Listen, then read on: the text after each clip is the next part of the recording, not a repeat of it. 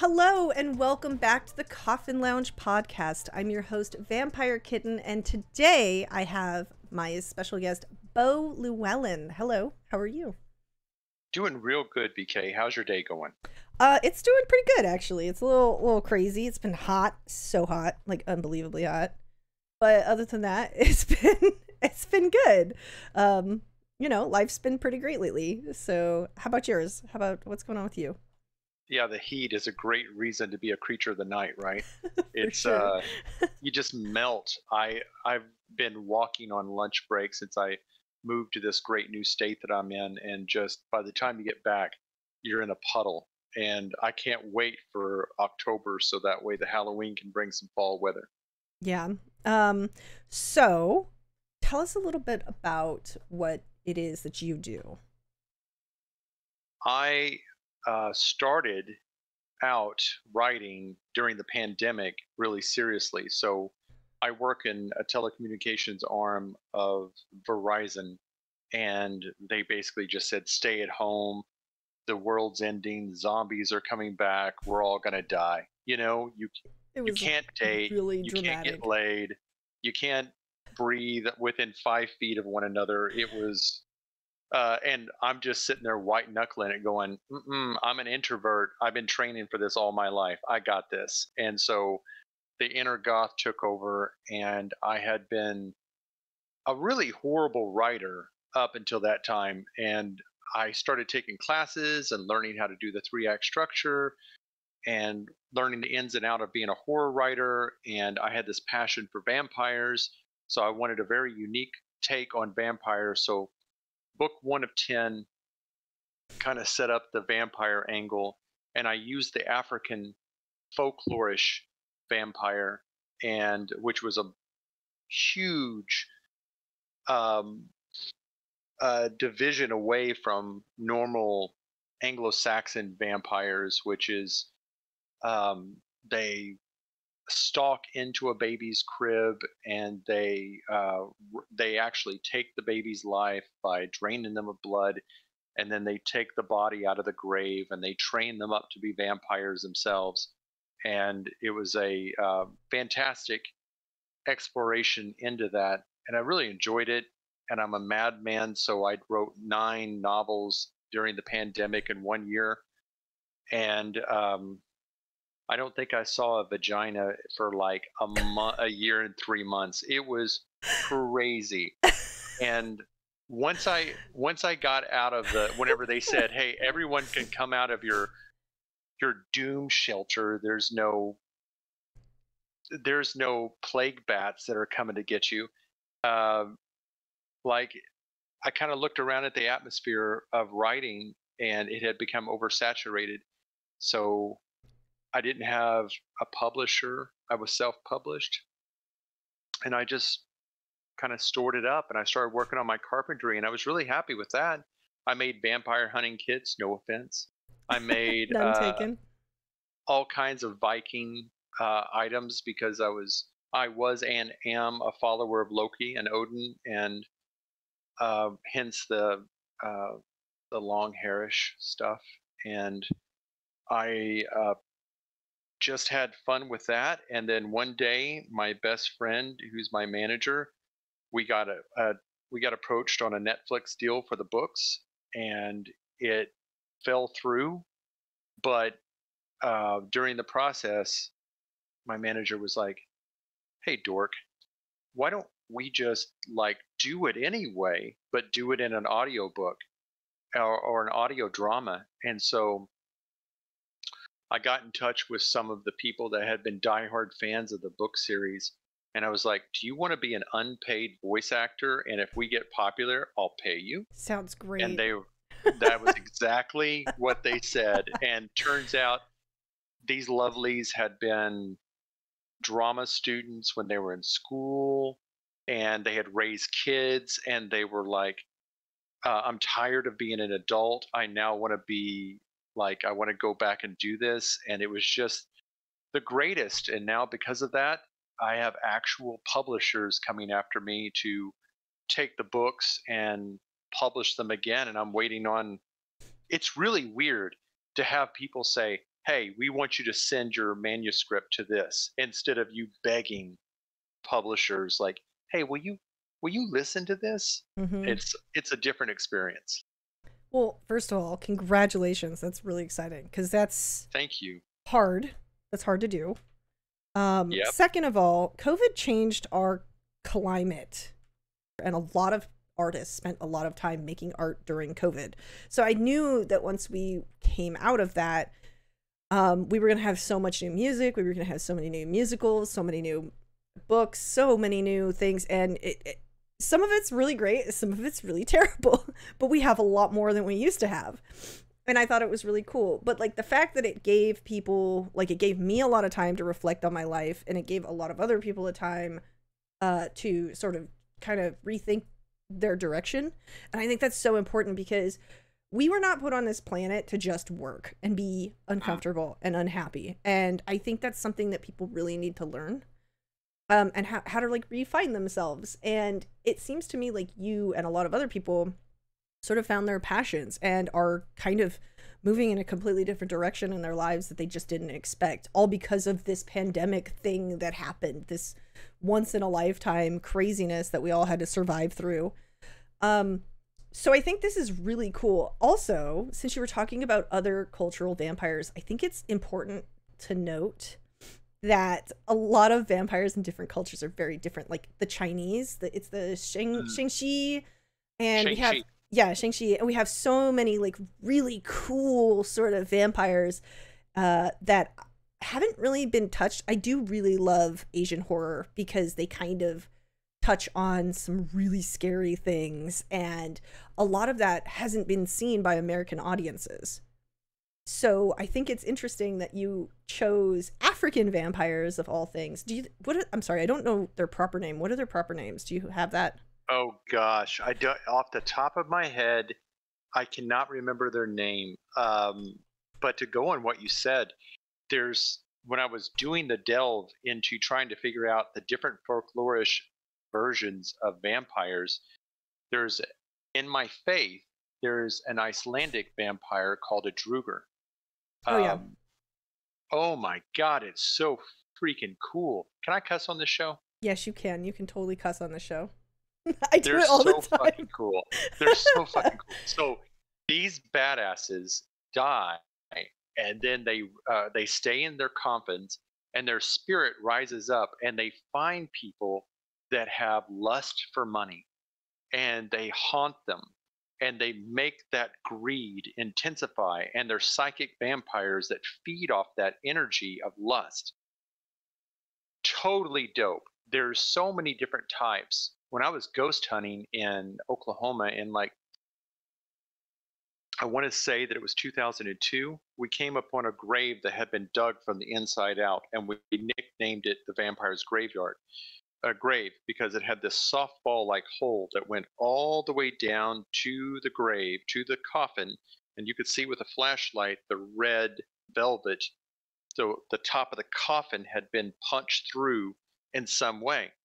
And the claw marks, you could see these claw marks in this like funnel at the top. So like imagine this is the topsoil, and the funnel went down like this into like a softball like hole.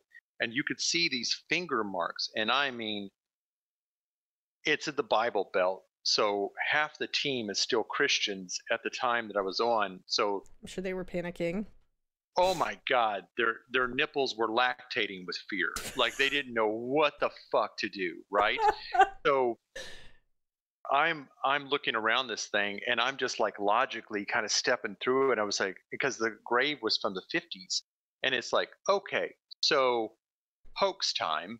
Somebody fake buried a grave 50 years ago, then put like a PVC pipe down this thing, and then waited 50 years until the cops reported to our paranormal team that they were seeing a shadow rise up out of the grave and stalk through the neighborhood, because we got the call from the cops, from the chief of police, that was That's like, wild. we're digging this thing up tomorrow, but I want answers. Did they find anything? And I don't know how much I can say, but okay. like it was a dope investigation that ended, that had far-reaching consequences for like 2 years. After that night, the woman I was with, she became a diabetic, an alcoholic. She got Graves' disease, and she immediately started acting completely different than she had ever acted before. We had multiple team members that their personality darkened. Wow. And we lost touch with a lot of them.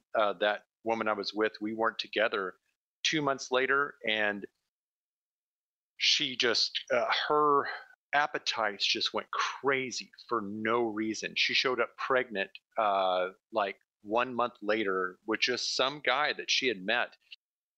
And it was just like, wow, it was just the personality changes. As for that grave, we had like electrical energy that was discharging out from the gravesite. It was crazy. So I think that paranormal is interesting, and because that was one of the first things that I had ever really truly gotten into was the paranormal community about the same time. And I worked for a paranormal podcast company called Planet Paranormal at the time, and so I got to work with a lot of really interesting people all the time.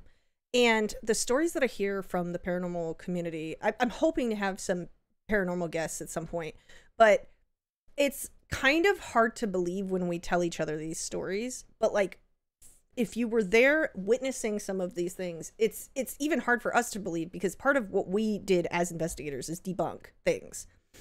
But it's hard to debunk things when stuff happens, like even just the residual effects of people just losing it is a residual effect of the paranormal community. And a lot of people can't really, at the end of the day, handle it like they think they can. I'm terrified of literally everything, but I was out there doing it. You know what I mean? Like, so I don't know. It's interesting that you say that, because that stuff does really, hit home with some people, and it does change people. Sometimes for the worse and sometimes for the better, but for the better. I had every time that I have an interesting encounter like that, some way it shows up in my stories. And the reason why that I believe that werewolves scary, people are scarier. Like, humans are absolutely the worst.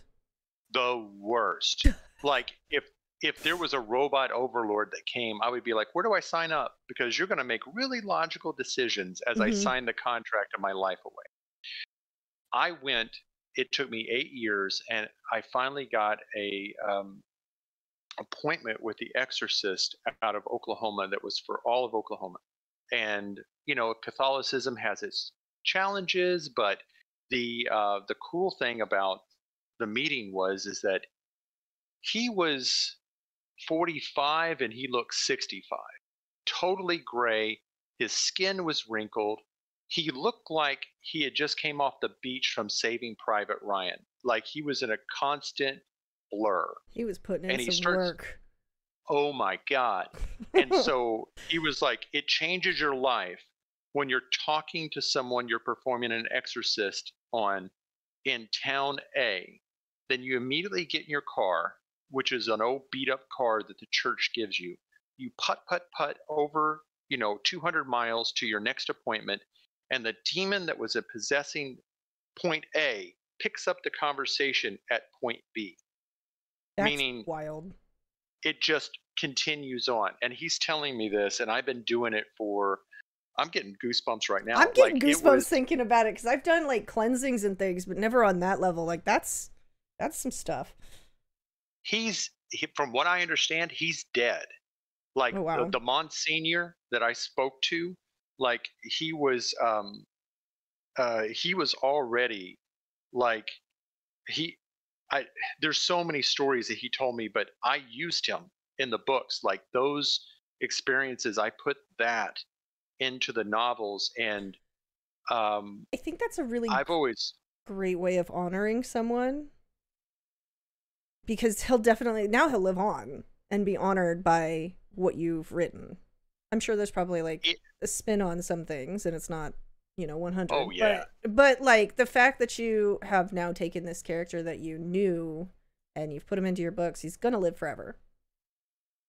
It was really, really neat to get feedback from people whenever I was writing something, and they would come back and they would say, um, "Did you actually experience this? Because this seems visceral. This seems like," and you would be able to say like, "Okay, not exactly, but there's meatier portions of this story that are true."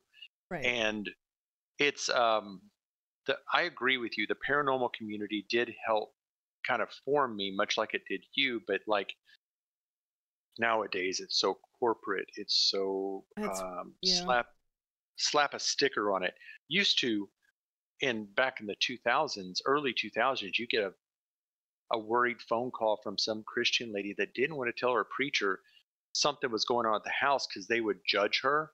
And so They'd call the they would be groups. like, yes. And Mm-hmm. like, I'm into BDSM. And so it was sort of like when I was a pro dom, you get a call from a little Christian lady that was like, "Hey, I don't want anyone to know that I'm making this call, but can we meet?" And it was the same atmosphere. It was like, I don't want anyone to know that this is happening. And we went into this one house that was this uber Christian, I mean, Pentecostal.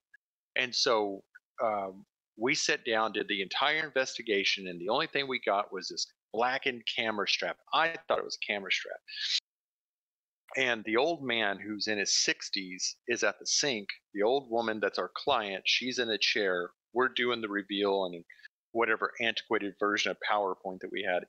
And she was like just sitting there, just listening to everything quietly. And then the old man behind her said, "There's your boyfriend." And we were like, "Come a jig of what?" And they get into a fight. And during the fight, not knockdown, drag out, but pretty snippy about how that this old man just told us that he hadn't slept with his wife in 20 years and that she had had a sexual, energetic relationship with this demon that had been in the house. And anytime he tried to sleep in bed with her, he'd get sick, or a glass would explode in his hand, or an appliance would shock him. And we're just like looking at one another, me and my co-owner, and we're like, so if you have any questions, let us know. And she's like, "I want a picture of that." And I'm like, "For what?" And she was like, "I've never been able to capture a picture of this creature until now." We were like, "Nope, I don't think that's going to happen. Thank you very much." Shut the laptop or whatever it was we had, and we left. There's crazy stuff that we've seen, and all that I use just tackling fuel for the books. That's, I mean, at least you have some inspiration. So I looked it up. There's three. There are, I'm probably gonna butcher all of these names. There's the Asan Bassam, the Obeafo, Nope. and the Asman. Asiman? I think it's Asiman. the Seaman. I think it's the Seaman. It starts. It's like AS. IMAN. I think that's it. Okay. So those are, but yeah, there are so many different kinds of vampires in folklore that I think that people, maybe we'll do like I would love to do an episode, maybe talk about other cultural creatures. That'd be super cool. Have you seen the hopping vampires of China? Yes. I don't remember what they're called though. They're And a lot so of them look dope. like demons. Yes, Oni is what they call them in Japan, and they have these crazy artifacts to their culture, where it's a Japanese vampire. I'm sorry, Right. and they hop on one leg like a pogo stick. So I'm looking at your Magica. You have how many episodes? 22 videos? Well, there's 22 episodes in each season. We just wrapped season 1. We've got 10 more seasons. We got 9 more seasons to go for 10 seasons. Oh wow, so you're doing a lot. You're doing the whole, is this the whole book or? Yep, we've all 10 novels got taken down from Amazon because I wanted to make sure to clear the slate, and then we had to rewrite it for an audio drama, which is way different. So if BK is in the same room with another woman and I am writing that dialogue, I say BK replied, and then the other woman would be like, whatever her name was, Alicia. Alicia contemplated that and then responded, so that way you can identify who everything is.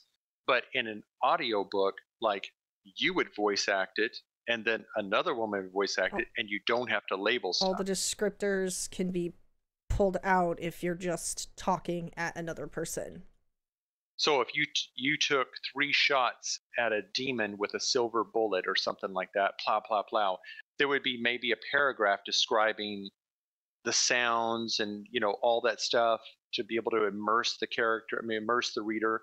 But honestly, all I have to do is just pop, pop, pop, make 3 gunshots go off. So there's lots of times that the the audio effects take away from what you have on the written page. So we're making the entire manuscript right now into an audio drama, which is so much fun. It's very cool. So I listened to a little bit of this. You do the narration, but you have a cast. Mm-hmm. Okay. What's it like being a narrator versus a writer? So it was kind of tough. I did a paranormal show podcast for like 5 years, and I learned how to remove the ums and the uhs and the ands and the so's. I still do so every once in a while, but it helped me make William Shatner like pauses rather than say and. So I was really, I just did it, and I was really ready for the challenge, but happily doing it through Audacity, you start off the project editing it down. And I did a class for, can't remember who it was, teaching young authors how to turn their work into audio dramas, but you really have to have a mixture. You have to be able to ignore how awful your voice sounds to yourself. Like, you hear yourself and you're like, oh my God, it sounds like I'm drowning a squirrel.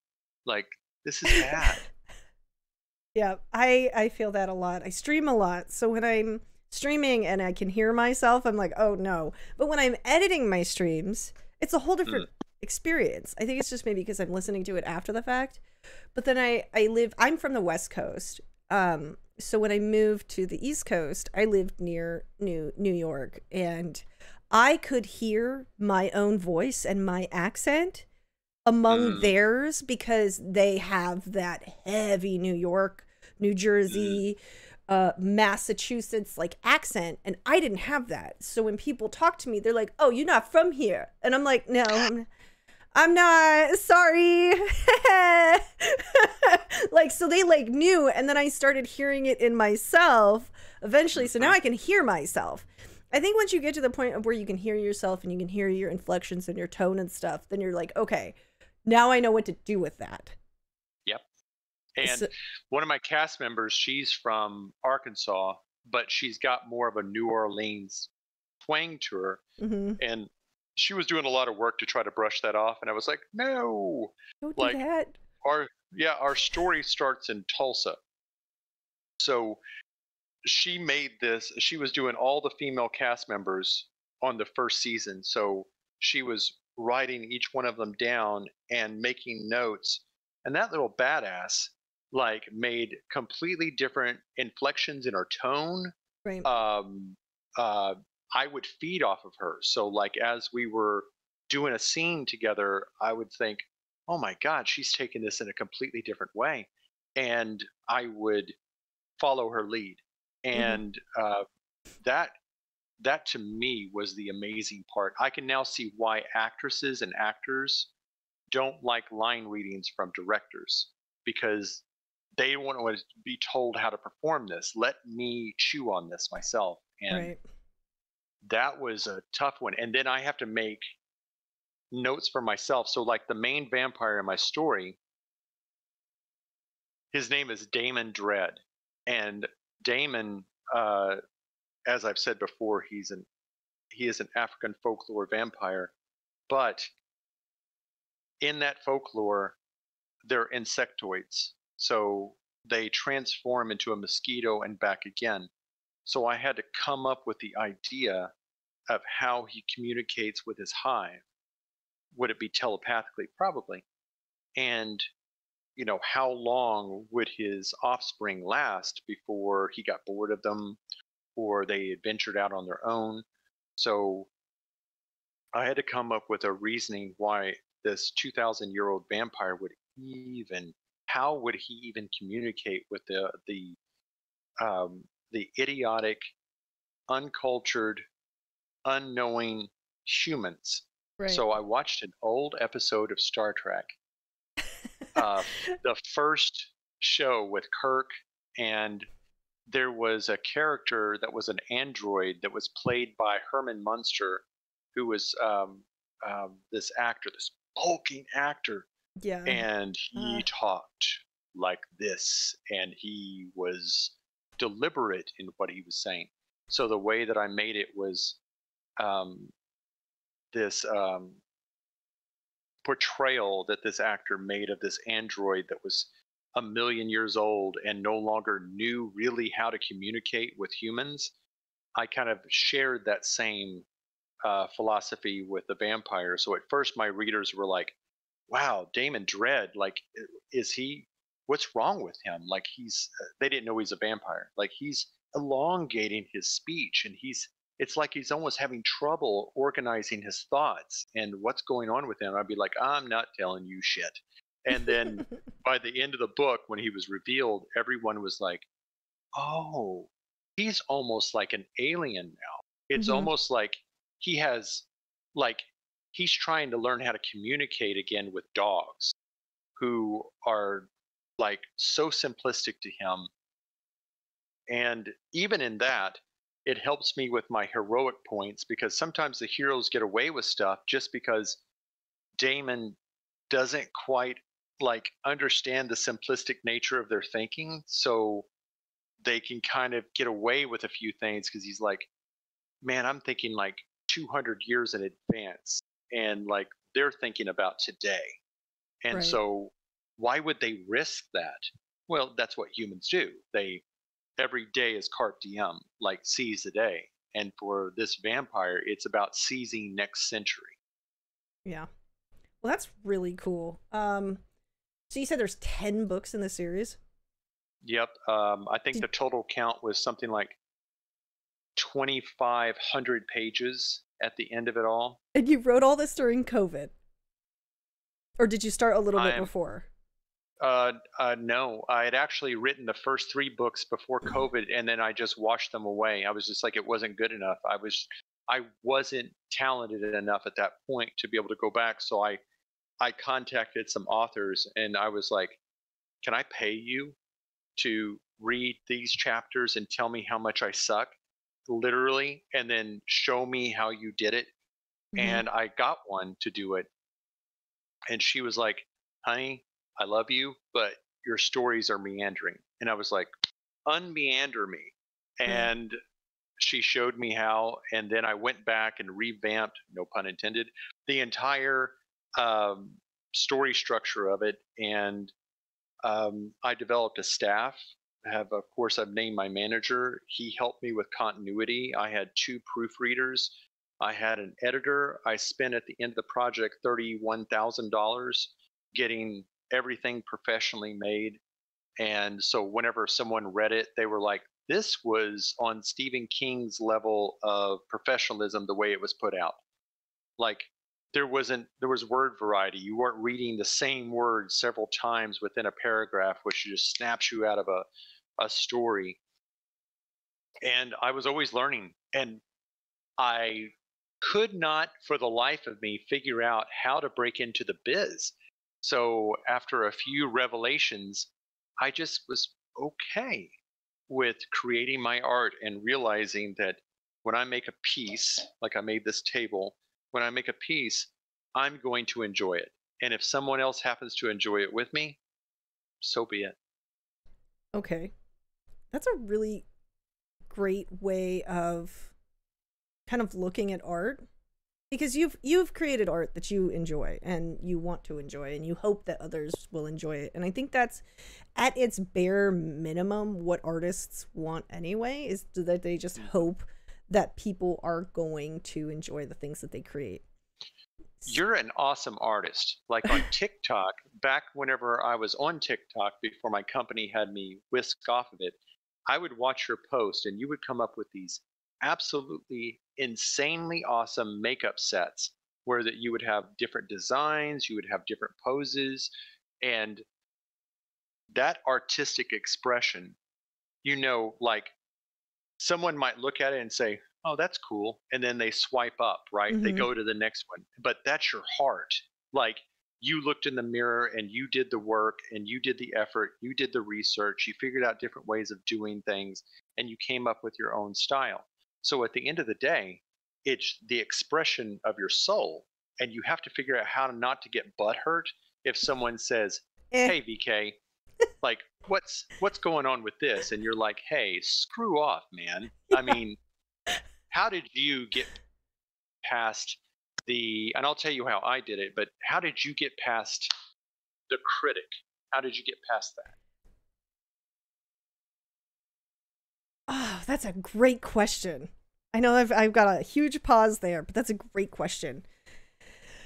I think that once you are criticized so much by people in your life that you thought cared about you enough to turn around, and it's not constructive criticism. It's just being shitty because they don't like what you do. And I think that I'm trying to tread lightly here.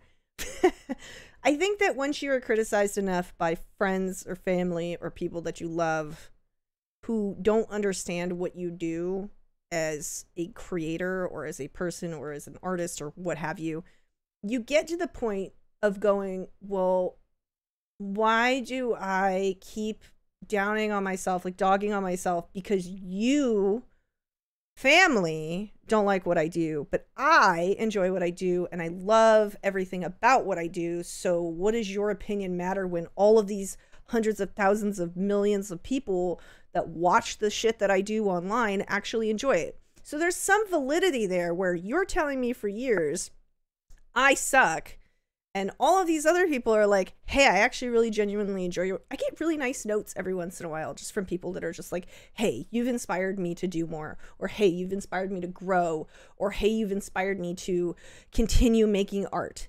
That shit is so important to me. That means so much more to me than a family member going, well, everything that you do is stupid.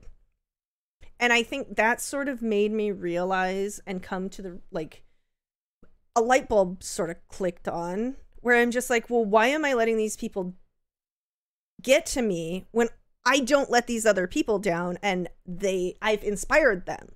So the fact that I've inspired so many people sort of made me go, okay, some people aren't going to like what I do, but other people, they really do.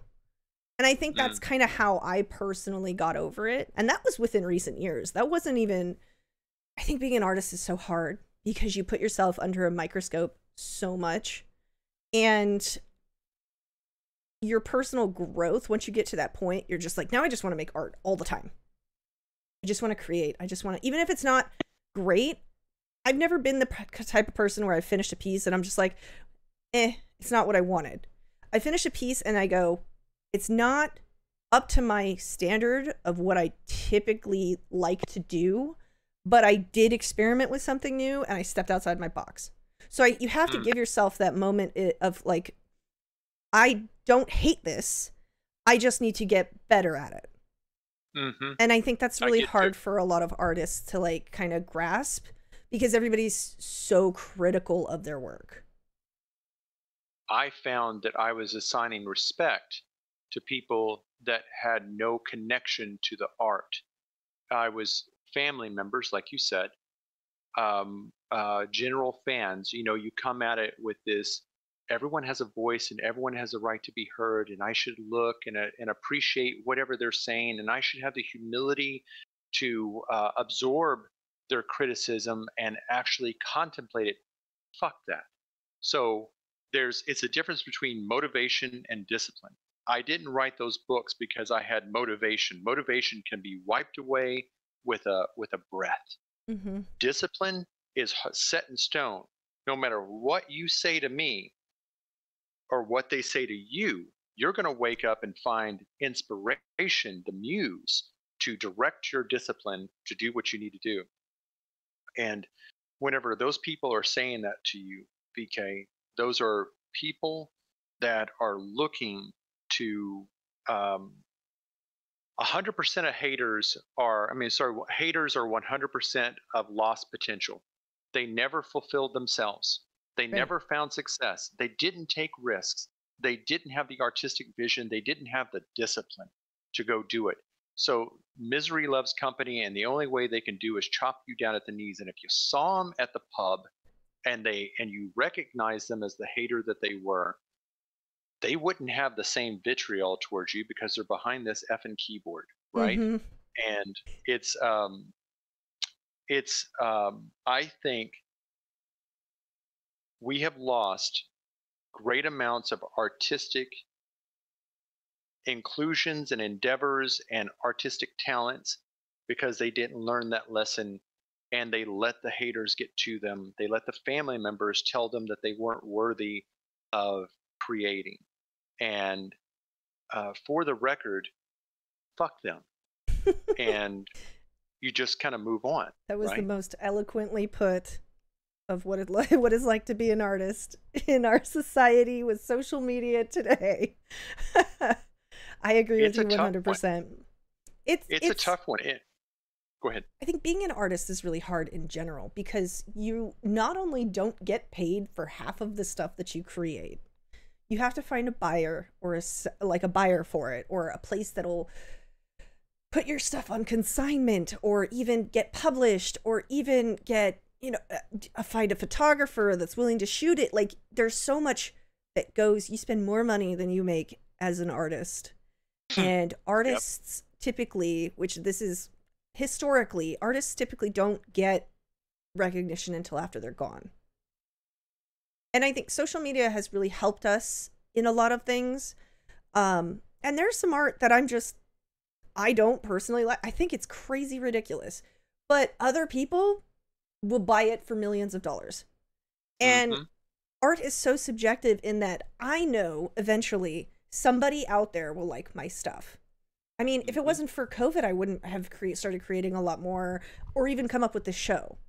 So I think that looking within ourselves, not letting people get to us is one of the, and not letting ourselves tear each other, I guess, how do I rephrase this?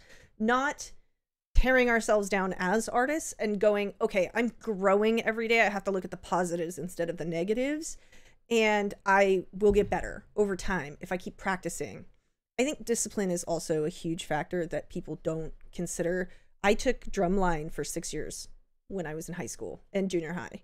And drumline, just band in general, taught me discipline that I would have never learned had I not done it. And I attribute to my, I guess, work functioning life a lot to that discipline that I put myself through when I was a teenager. So I think, I feel like I got that experience that other people just didn't get. And you obviously got some sort of discipline experience. A lot of people get it from the military, but it's hard to teach to yourself when you don't understand that that's a tool that you need to continue being consistent with work, be it exercise, art, whatever. Going back to what we were saying about humans earlier, I definitely think that, I meant that 100%. Humans are the worst. And I think that there is something to be said for us kind of idolizing monsters and loving monsters, because there's some real emotion that monsters and horror have that people don't often see. I've seen a lot of documentaries where people are like, yeah, well, the Creature of the Black Lagoon is like a love story about how, people are just misunderstood. And there's all these deep underlying sort of, I guess, tropes. Technically, it's kind of a trope, a horror trope, that is really interesting to me in film. And that's why I'm actually really happy to be talking to you as an author, because that's kind of what you do, So what is it about horror that stirs emotion in you? What I love about it, and I have loved for a long time, is that horror transcends gender, transcends culture. It ignores politics. Anytime you try to put politics into horror, it doesn't work and it seems cheesy. You, um, everyone on the planet, whether you're a um, a Chinese teenager to a Canadian elderly man, everyone understands the idea of being chased in the dark alleys. Everyone can understand about your ankles getting grabbed from underneath the bed. And that primal fear, that fight or flight, is innate in all of us. And that's why I love horror, is because if I can find something that strikes fear in people, and usually it's not monsters, usually it's something that you can make something small as a part of a monstrous element. Like, I did research in New York for I think it was book 6, where rats were the main problem, and they were monstrous rats. And I was just like, how bad could rats be? Oh my God! So in New York, rats outnumber the population of the New Yorkers by like double, and they started finding people that were paraplegics or they were deaf or infants, and the rats would have gnawed off their feet and their hands and their eyes and their tongues. I read story after heartbreaking story. The kids' stories I had to stop reading, but the elderly stories I could still kind of handle for a little bit. But like, they had this one patient in a New York hospital. He was elderly, complaining of renal failure, and the nurses were just like, he's screaming, but it's just old man such and such, and it's his back, and we've done all we can for him. And they walked in, and the rats had ate his eyes and ate his tongue and ate his extremities, and the guy lived. And you could only imagine. So I turned that into something from my horror novels. So I had a rat catcher whose background story was that his drunk alcoholic mother had passed out, and whenever he found her, the rats had eaten her and were crawling around inside of her. And I had letters that came to me that was like, this can't be real, and I would send the articles. And that's why it plucked that cord that's attached to our soul. And it doesn't matter about outlooks, anything like that. Horror will find the melody, it will find the vibration that makes you want to jump out from your seat and run for safety. Mm-hmm. I'm not a huge fan of like jump scares. They get me every time. But there is something to be said about horror in that it stirs so many more feelings than any other genre. Yep. And fear is such a powerful tool in horror, like even as a jump scare. You know, it's simple, it's stupid, but it's effective. And I think that going into a little bit of media, entertainment, Hollywood, I've worked in that realm a little bit. They don't take horror seriously. No. And it blows my mind because this year, actually, was it this year or last year? Mia Goth made some incredible stuff last year. Did you see Infinity Pool? Did you see X? Mm-mm. Oh my gosh. The horror that was out. I saw the menu. The menu was incredible. Did you see that? It was very different and very cool and kind of a weird satire on our society as a whole. But like things like that, why don't Hollywood take seriously? We see the same thing over. Superheroes, canned, the same stuff over and over and over, recycled. But then the general population gets a little taste of horror and they're like, wow, this is like the craziest thing I've ever seen. I think another good example of just the general population getting some sort of storytelling that's different was, did you see Everything Everywhere All at Once? Yep. Did you like it? I thought it was interesting. I thought it was not as good as they made it out to be. Right. I thought it was a fascinating concept that mirrored so many other projects that had been done, including, you know, the Multiverse of Madness, the Infinity Gauntlets. It was like, in my opinion, they kind of latched onto that and made something else, which Michelle Yeoh, big fan of. Like, that's all great, but I think Hollywood latches on to things that work, and they try to reproduce them over and over and over again. It was like Jaws, my favorite horror movie of all time. And if Hollywood keeps going down the road that it is, you would see Jaws with like a tuna instead of a shark. And the captain would be like a middle-aged black woman from Europe, and like the police chief would be a Latino man from blah blah blah. And it seems like they're afraid to let somebody write about time as it was. Like Outlander is a series that my girlfriend got me into, and I was really happy with the way that they kept to the period pieces. In other words, she wasn't lecturing people about modern morality. She was having to deal with, this is 14th century Scotland, and by gosh, equality hadn't been figured out yet. And I love that. I really want, going back to cultural horror, I'm a big softie for urban horror. Like really shitty urban horror movies. Like I really love anything that's like gangster, mob, East LA, like just vampire, werewolf, weird, like zombies. Like I think we need to see a lot more cultural horror, and I think that we're trying too hard to be, and I'm trying to tread lightly here.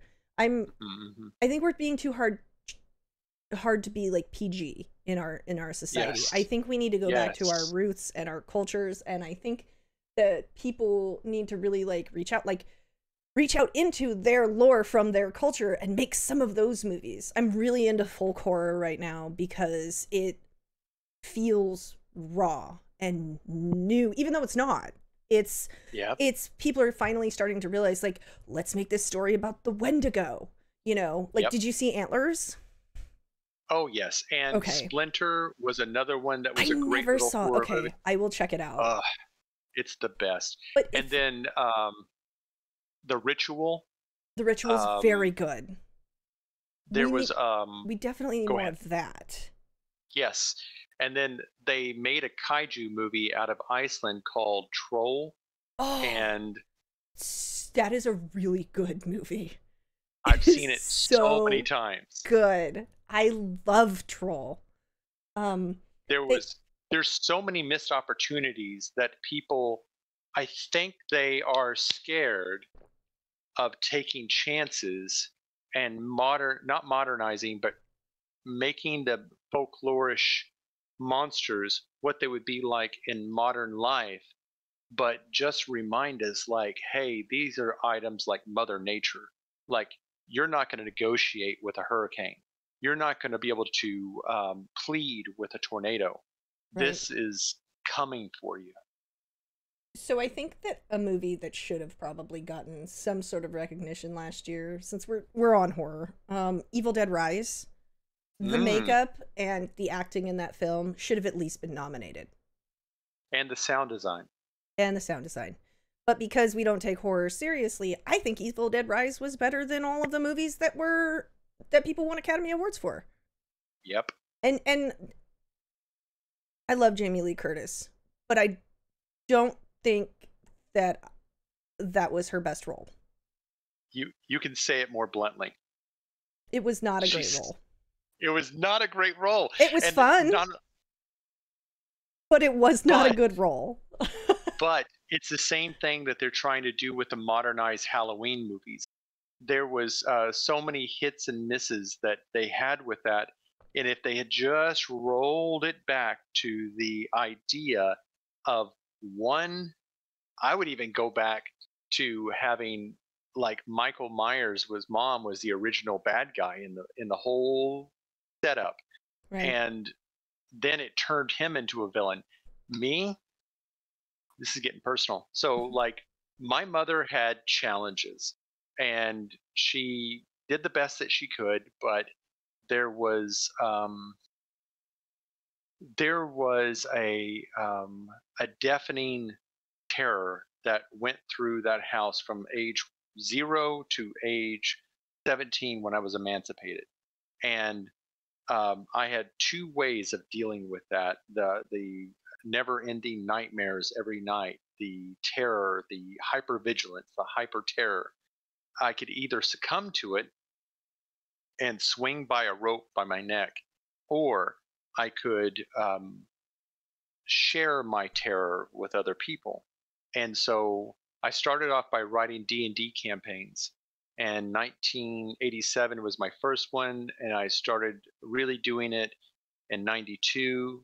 Then I started writing books for TSR, and it was like I loved horror. And so whenever that dread got pumped into those stories, that kind of fueled me to be able to write actual horror.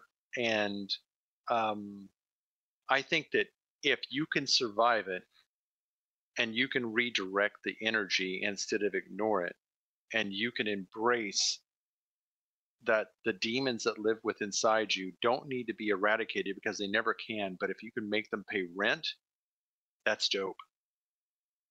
That is a great way of putting that. Don't let the demons destroy you, but make them pay rent. For sure. We started with we're talking about a lot of horror. What do you think of, I guess, The Last Voyage of the Demeter just came out? It did terribly in theaters. Mm-hmm. Yep. It was, I believe that you can safely say it bombed. Mm-hmm. But so did Big Trouble in Little China. So did The Thing from John Carpenter. Mm-hmm.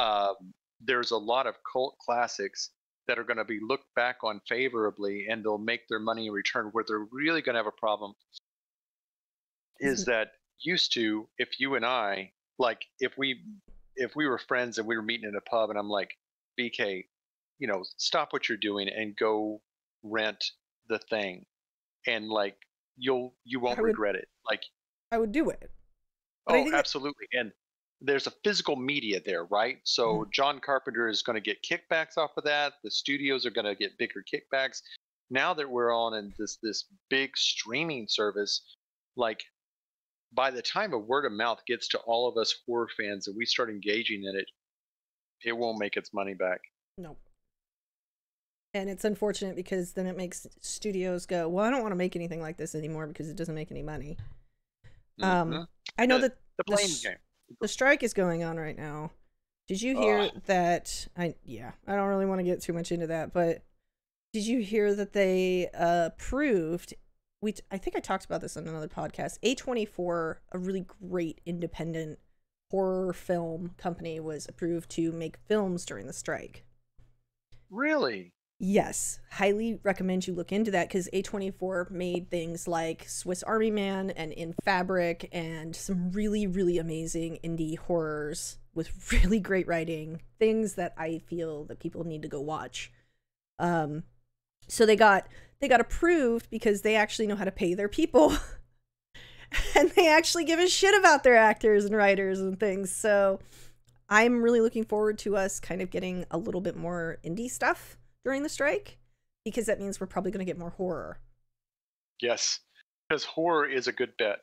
Horror is not a good bet on a big scale. Like, you get Carl and his wife, Sandra, who have seen all the Marvel movies, and they have their walls are decorated in whatever Major League Football or baseball team is in that town. And they're very into family atmosphere stuff because it's the best thing that they can, like, everyone can connect with. They want safe bets. Like, people nowadays are fans of Disney. They're not fans of Sleeping Beauty. They're not fans of good storytelling. They're fans of a product. And so whenever you have horror is sometimes, if you get it right, is a good story, and something that will absolutely, where like you and I are sitting around the coffee table and we're talking about something, and all of a sudden, like I say, you know, splinter, or you say something, all of a sudden, bam, we're like, oh my God, right? And that story, we're not talking about the production studio.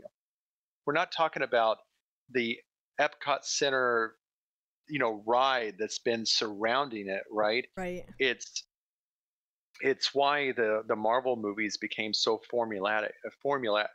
became so much of a formula, where that they were the same movie. Like I would sit there and watch movies and I'd be like, that's Iron Man 1. That's Iron Man 1, where you can see the same Story process being told all over again, just a different suit, different person, a different set of powers, and it's the same thing. Right. With horror, you don't get that. Like with horror, it's a unique terror. Otherwise, horror fans are very discerning. They'd be like, no, this isn't doing it. You gotta scratch give that it itch. something else. That's right. And it's a horror is that low growl that makes you pay attention. And anything that seems too commercialized feels pre-processed and doesn't taste right. And the only way that you're going to push past that is going to be in smaller markets with indie developers who make something undeniable. And then we get behind them. And sometimes that's tough because, like in the vampire community, there's a lot of politics that go into that. So let's talk about. We got to wrap it up soon. I want to hear a little bit about your woodworking. You are the Heathen carpenter. Yes. And so, what do you create, and how did you get into carpentry? So the Heathen carpenter is something that I developed after the goth carpenter. So I started off as the goth carpenter, and for some reason people couldn't understand. They thought I was building goth items. I was like, no, I'm a goth that's a carpenter. And so that was kind of confusing for them. Bad marketing. So yeah, it wasn't good. It wasn't thought out. And so I was like, well, I'm a follower of Loki and Odin. I will just say the Heathen carpenter, and that worked out great. It's really cute. And also it was it made a lot more sense because a lot of my items have a Viking theme to them. Like I made a couple of Viking long tables that were, one was 9 foot, one was 10 foot. And the real problem with making Viking furniture is that it's fucking heavy. So like if someone says, hey, can you, like I had this one lady, she wanted me to make her a headboard that had BDSM elements on it. Real cool idea, real cool stuff. I couldn't wait. And then I told her, I was like, well, shipping this is going to be somewhere around $1,000. And she was like, how much is the headboard? I was like, it's going to be about $3. And then she was like, man, after taxes, that's going to be about what? I was like, $4,500, about that. And she was like, no, I can't do it. And so you have to find people locally. Well, I was until a week ago living in the Bible Belt. So you don't find too many people that are willing to do that kind of stuff. And even like I braid my hair with and put Viking beads in it from time to time. And I remember just getting awful looks. So again, kind of bad marketing, right? But it's just who I am. So it isn't like I can change that, right? Right. But now since I've gotten in New Jersey, and I can't build it for them, but as soon as I like announced I was coming to New Jersey, I had New Jersey people. They were like, "Oh gosh, let's go." Yes, it was a completely different atmosphere. These folks don't give two shits. Like they are in a hurry, they're ready to go, and it's really interesting because up here in the north, people don't care so much about what ethnicity that you are or what religion that you are, or they're just trying to get from one point to the other. It seems. Maybe I'm wrong, but that seems to be the way it is for me. As someone who lived in New Jersey for 4 years, yes. As a West Coast person, I tend to be polite to other people. I'll talk with them in the line at the grocery store. If somebody's like looking at me or like looking at something and they look confused, I'll be like, yeah, that's a good thing. You know, that's a good product. Like, I'll sit there, I'll make a conversation with somebody. I do that in New Jersey. Oh man, that is not how we work. Nope. Not how we work at all. So it was definitely a crazy culture shock for me going from the West Coast to the East Coast, because I don't know. I guess I'm too nice. They are just not. So it was more about getting it immediacy. In and out. Let's go. Yeah, and I'm a Southern gent, so like I still open the doors for people. I still wait for Steph to sit down first at a table before I sit down. You know, stuff like that. But I've seen stuff so far, quite frankly, that probably get a fella talk to. Like, there's a lot of. I went into a gym and I saw a dude just stand behind a woman and stare at her ass, and I was just like, and I mean within like 4 feet from her, and my jaw was just on the ground, and I was like, oh well, they obviously have to be together. Nope. And Nope. the chick that was working out in front of him, like, she never even looked his way, and I just thought, is own that world behavior? Yeah, yep. They just have to stay in their own world, their own zone. And I was just like, is that so commonplace that that's just the way things are? I don't know. Maybe I'm old fashioned. No, I think it's just a lot of cultural differences. I've lived all the way across the United States at this point. There are so many cultural differences. It's so massive, right? And people are raised so differently, that I was raised with manners. A lot of people weren't. So I have to recognize the fact that you're not being rude on purpose. You just don't have manners. You know what I mean? Like, so I think it's really hard to live all over the place because you eventually adjust, but you don't want to be a piece of shit either.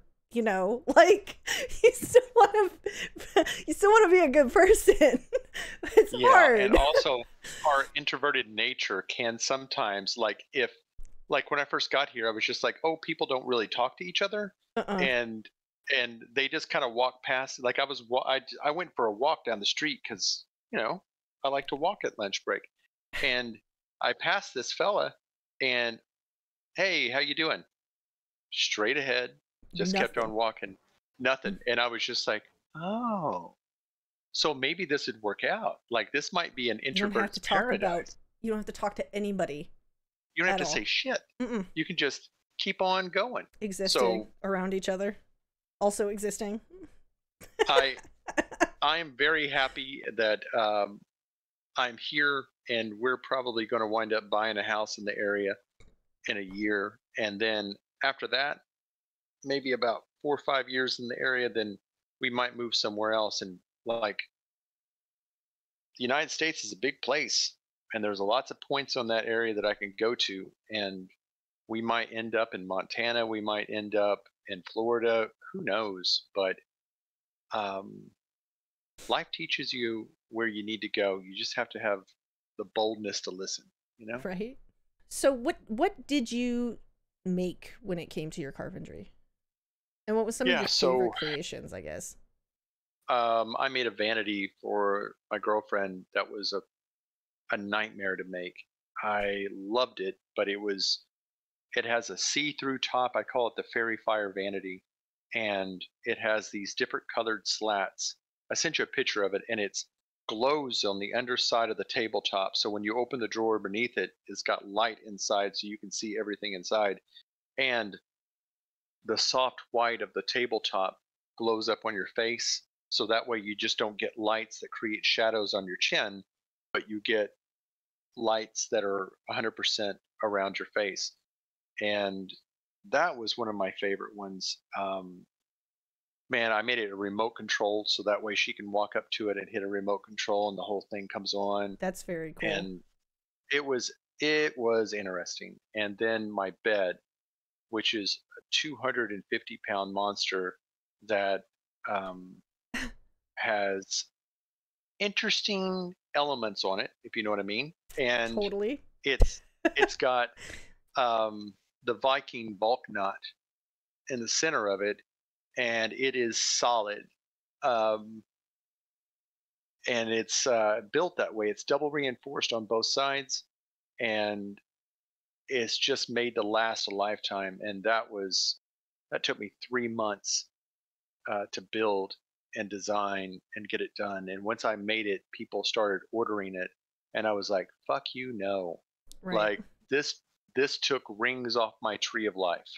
Like Right. I will not be doing this again. So little projects that you were selling online, what did you make for others? Oh, I stopped selling stuff and I started just giving them away. So I would only like if something hit my fancy, like I have some witches. I have a lot of witches that are followers of mine. I love them to death. And every once in a while, there's a very good witch that asks very politely, and I'll make them something. And I made a necromancer staff for one of my voice actresses, and I waited for a storm, a big storm that came through Claremore, the city I lived in, and it knocked down a bunch of trees. So it was sort of like Thor's hammer came and knocked down the tree, and Recycling nature. that's right. And I just found a staff that was the right length, and I cut it off, and then I inserted a flashlight in the top of it, and then I made a resin crystal, a red crystal on the top, so when she goes to like Ren fairs or something, she can flip that thing on, and it's like a beacon to her family. They Very always know cool. where she's at. And it's got vines of power that come up, and then the front of the staff has like spikes and spike collar spikes that I leather worked into it. So it's got spikes that go up and down it, you know, plus 18 to hit Christians, that kind of stuff. And like it has it has that feel, and I loved it. And it was a lot of little smaller stuff. Like I made a wand for a witch, and I love burning wood, doing wood burning. I did a lot of art. I'm sort of a competent, sort of not artist, so I would create pieces that had like the tree of life on it, or Odin's wolves, or his ravens. Right. And I made a wedding gift for a witch that was one of Odin's ravens flying towards them, and then put her new initial on it. Just stuff like that. I like making people happy. I don't like. I'm not going to get rich off my wood working. I kind of figured that out. But what I can do is surprise people with something that they might keep for the rest of their life. You know. Right. That's really cool. Well, thank you so much, Bo, for coming on the Coffin Lounge today. It has been a very enlightening, very interesting conversation. I'm so glad I got to talk about horror today. Very cool. Where can people find you on the internet? I have a Facebook account that's called the Heathen Carpenter.